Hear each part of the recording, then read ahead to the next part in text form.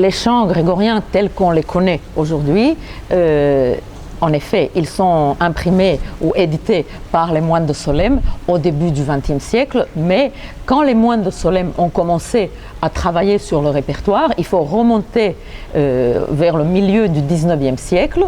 Il faut bien imaginer la France post-révolutionnaire. Il faut bien imaginer la réouverture de l'abbaye de Solesmes qui a été vidée des moines par la Révolution, et il faut imaginer cette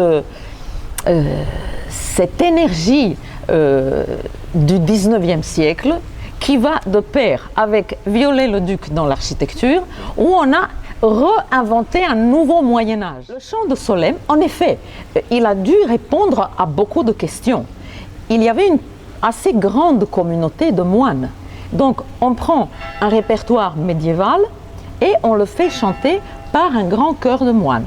Un chant qui au Moyen-Âge était destiné soit aux solistes ou à une petite scola cantorum, au XIXe siècle se retrouve chanté par une communauté beaucoup plus, on va dire, démocratisée, plus large. Donc ça va influencer le chant.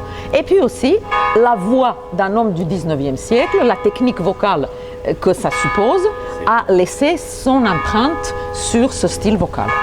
Imaginez un groupe de moines au XIXe siècle qui commence à faire les voyages à travers l'Europe pour photographier les manuscrits entiers avec les moyens photographiques de l'époque, pour les étudier, pour par la suite les comparer et à partir de cette comparaison, trouver ce qu'ils considéraient être la version, pas originelle, mais la version la plus plausible. Toute cette tradition de moines qui se trouvait dans ce même lieu, à l'instar d'une université médiévale, dans laquelle, à chaque jour, vous aviez dans le même atelier 5 ou 6 ou je ne sais pas combien de moines qui étaient vraiment les grands spécialistes de la notation, des modes, des manuscrits, de la liturgie, et tout ça quotidiennement, parallèlement à la pratique du répertoire. Au moment de la réforme carolingienne, donc au IXe siècle, on commence à peine à écrire la musique.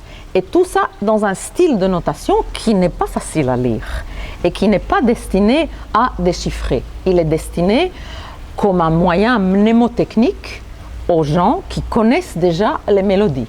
Et tout ça se passe au moment où Charlemagne, dans son grand empire carolingien, décide d'utiliser la liturgie et la musique comme un des facteurs unificateurs. Les organismes moins adaptés meurent.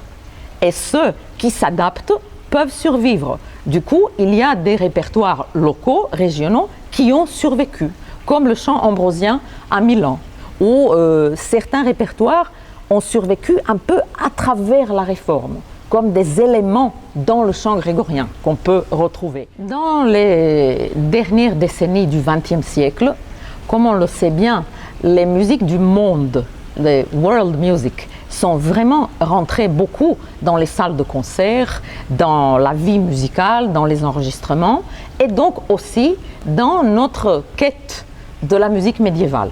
En effet, on trouve dans les enregistrements également des rappels ou des références à des musiques traditionnelles. Moi, ce que je vois dans ces traditions, c'est plutôt leur manière de transmettre, de père à fils ou de maître à élève. C'est une transmission qui est lente, qui est fidèle, qui est respectueuse de l'autorité.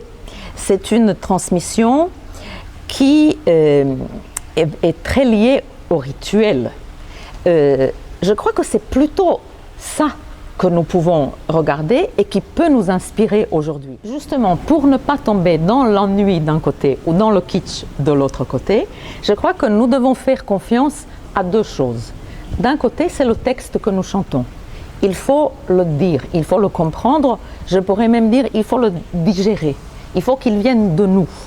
Mais il faut aussi faire confiance à cette histoire de ce répertoire qui est une histoire plus que millénaire. Si nous entrons dans cette tradition et si nous savons ce que nous sommes en train de dire, à quel moment de l'année liturgique, à quel moment de la journée un moine disait ça et à quel cycle de répétition, je crois que c'est déjà comme une montre dans laquelle plusieurs cadrans tournent, chacun d'une vitesse différente. Et il faut juste accorder à cette montre.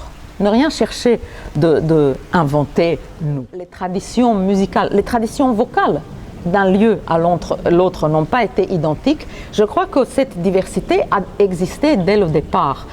Malgré l'idée de l'uniformité musicale, il y a la réalité vocale et celle-là, elle a été certainement assez plurielle et c'est bien qu'elle reste plurielle aujourd'hui. Le lieu et puis le rituel déterminent qu'est-ce qu'on va chanter, comment. Est-ce qu'un chant va être soliste ou est-ce qu'il va être chanté par la scola ou même par l'assemblée? Est-ce qu'il va être très mélismatique ou est-ce qu'il va être très simple, récitatif? La liturgie détermine le chant, ou peut-être pas détermine, mais influence beaucoup. Et là, entre le chant et la liturgie et l'espace, nous avons pu voir au long des siècles du Moyen-Âge comment la musique a changé, comme l'architecture a changé. Chaque architecture, chaque espace a développé son type de musique. C'était la musique qui s'adaptait le mieux à l'espace et même à l'acoustique du lieu.